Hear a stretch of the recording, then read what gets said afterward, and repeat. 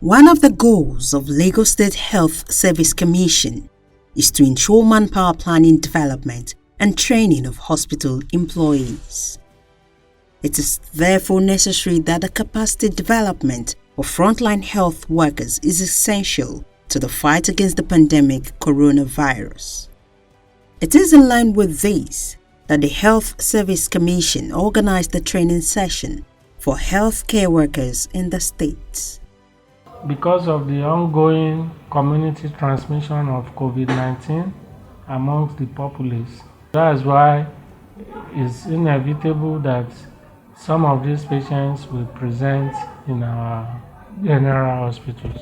So our advice to each hospital unit is that they should treat every patient as a potential COVID-19 patient. And take the necessary standard precautions. The training, which was held physically in 4 different centers, was organized to prepare and educate health officers in hospitals on effective management of COVID-19 cases.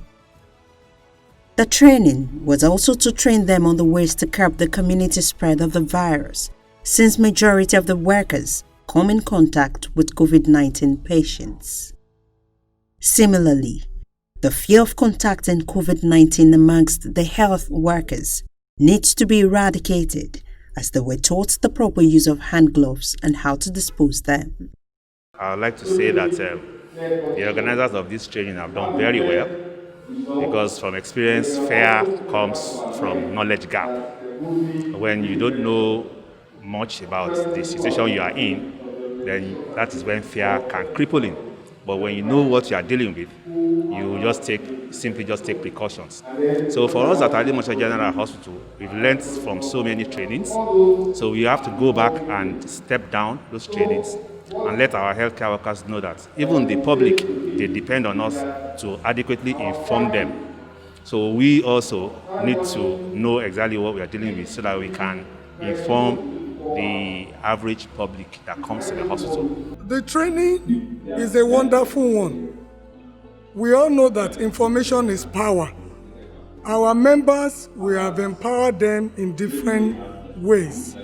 And there are different ways where we enlighten them. We use e-flyers, we use handbills, and also through media and different platforms, we give information to them. But in this case, I believe that I have more information to be able to tell them, to give them about infection, prevention and control. And this information is key to them. And most as importantly, the standard precautionary measures in care of COVID-19.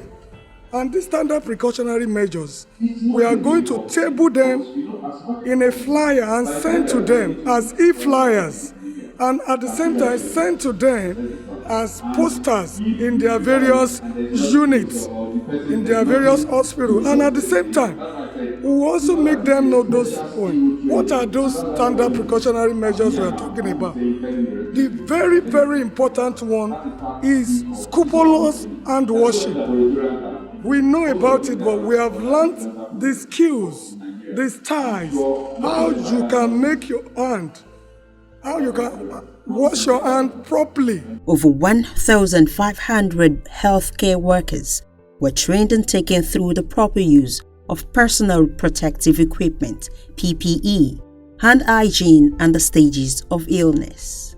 So far, we have trained about 1,000 healthcare workers. From the very top, from the lowest, the senior, junior, and all cadres. The government involves everybody, even volunteers. This man have been trained in readiness to take over. So far, we have never exhausted them. There are a lot of volunteer trainees who are ready to go to the field. I mean, the training is continuous for this particular one. But generally, we train them. There are basic things, basic rules to follow. Some of the facilitators present at the training session include doctors from isolation centers whose experience have helped so far in combating the virus. The training was extended to all healthcare workers, managing directors, and heads of units from public health facilities so that they can return to their various units and hospitals to retrain their health workers and impart the knowledge acquired during the training. The training was also to ensure that proper structured operating procedures are put in place at general hospitals to ensure the safety of everyone. Every other person must work as colleagues, as bodies, because that your colleague will be the one to save you from an impending disaster. Even as low as the hygienist, that will say, oh, Sebi is an hygienist now, you should come and do this. But we should know that when it comes to isolation centers working and having holdings, everybody should have the same protection. Because if you decide to protect the doctor, the nurse, and the pharmacist, and you leave the hygienist, I'm sure within the next 3 days, including the MD itself, will come down with infection. When you want to play, it's advisable to start from the edge. You know, the highest concentration is in the middle. If you start from the middle, there is no way you can spread it. Once you put down the mopping stick or the mop, you are likely to clean better when you are starting. So now, if you are cleaning this way and you are spreading it, you are contaminating the other place. But if you move around, there are just drops around like this.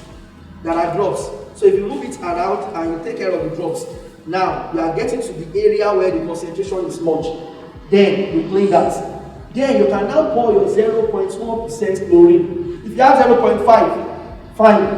You have not done anything. There is nothing like overkilling. No. So we pour the 0.5 or normally 0.1 for COVID is advisable. Then the cleaning will be repeated. And once that is done, after a few minutes, maximum of 30 minutes, the place is safe for use. Chlorine doesn't spend more time. And let me also add this. Once you make your chlorine solution, ensure that it doesn't stay more than 24 hours. With this training, the Lagos State Health Service Commission has boosted the number of manpower for handling and treatment of COVID-19 cases. This effort, in no small way, is helping to ensure an effective management and total defeat of coronavirus pandemic in Lagos State.